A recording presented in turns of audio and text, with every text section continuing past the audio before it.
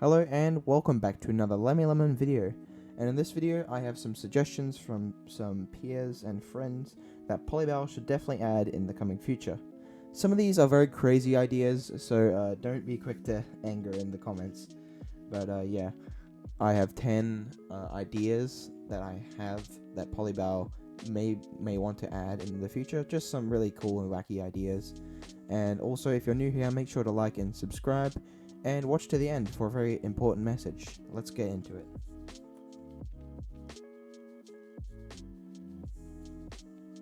So pretty much every single weapon in Polybattle has been produced in the last 100 years. However, flintlock muskets are way older than that.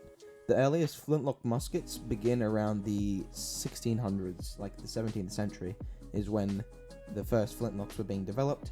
As some of you may know, flintlocks are not very accurate. They do take a very long time to reload because of the ramming and the charging of the gunpowder.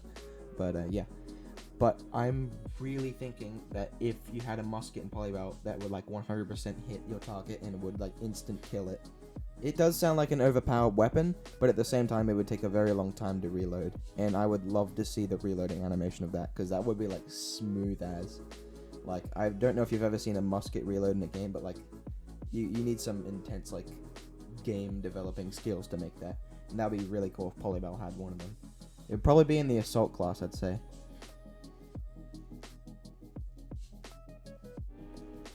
So back in 1861, it was the middle of the American Civil War, and there was a northern physicist, you could say, and an engineer called Richard Gatling who wanted to stop all the bloodshed of the Civil War.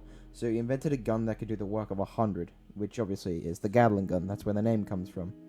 And it was an impressive breakthrough because it could fire hundreds of rounds per minute. And think back to the musket about 30 seconds ago where you could only fire 2 or 3 a minute. This one could do hundreds a minute, which was impressive back then. Polybattle could probably add Gatling turrets. It'd make like a very intense battle with all the smoke stuff and flying and all like the moving parts and stuff. Who knows, it might replace the M270.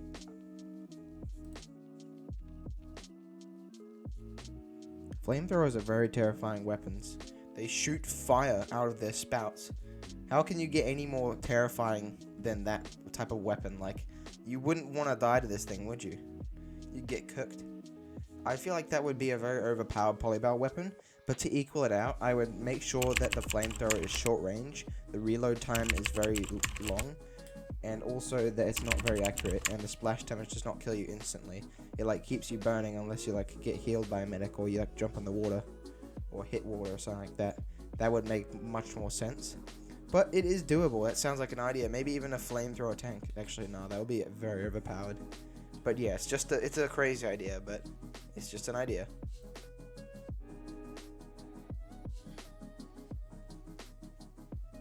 This is by far the most overpowered weapon that Polybattle could ever create, in theory. It would probably be a grenade launcher, because with normal hand-thrown grenades, they do a lot of damage. They do a lot of damage.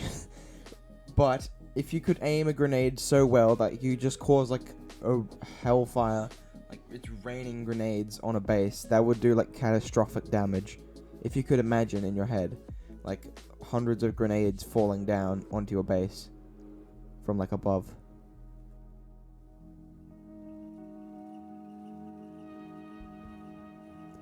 So basically a mortar is a smooth bore cannon which basically is tilted up really high and then fires like shells, if you want to call them, up and then down at far range. I believe that's how they work. I'm not really sure how mortars work, but I do know how like normal, like traditional cannons work.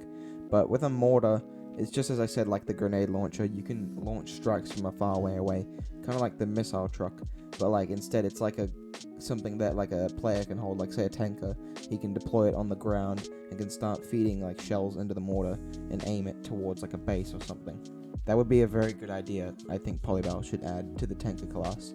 Definitely.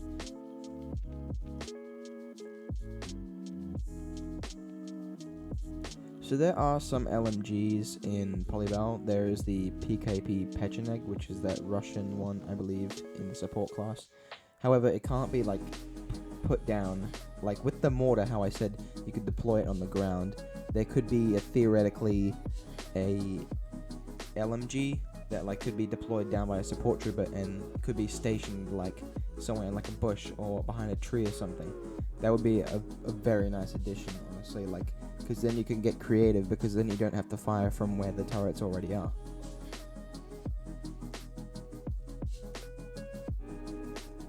The British Mark V tank was introduced in the First World War in 1915, and it was one of the first ever tanks that saw combat ever in the whole world. It did drive very slow, but it did a lot of things that many soldiers couldn't do. For instance, trench warfare. I believe the tank was one of the first things that was used to break the deadlock on the Western Front, because before then it was all barbed wire, and anytime anyone went over, they would just be mowed down by machine guns. But the tank could soak up bullets and could fire back at the enemy. So I think a traditional early Mark V tank for Polybattle would be a very nice addition, rather. It would be a very nice addition to Polybattle.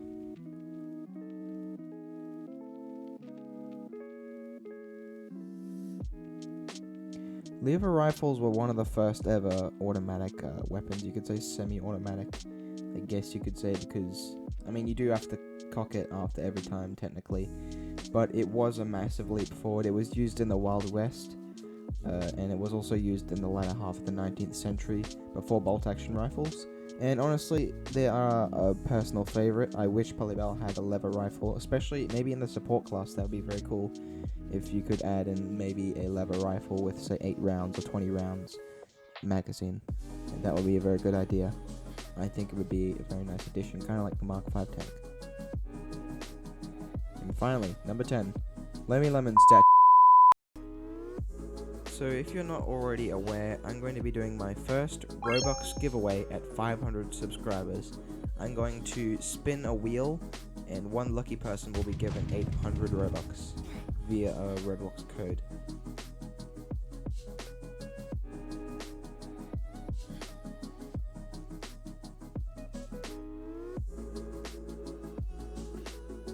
Alright everybody, that was the whole video, and now I'm going to wrap up the video. So thanks for watching.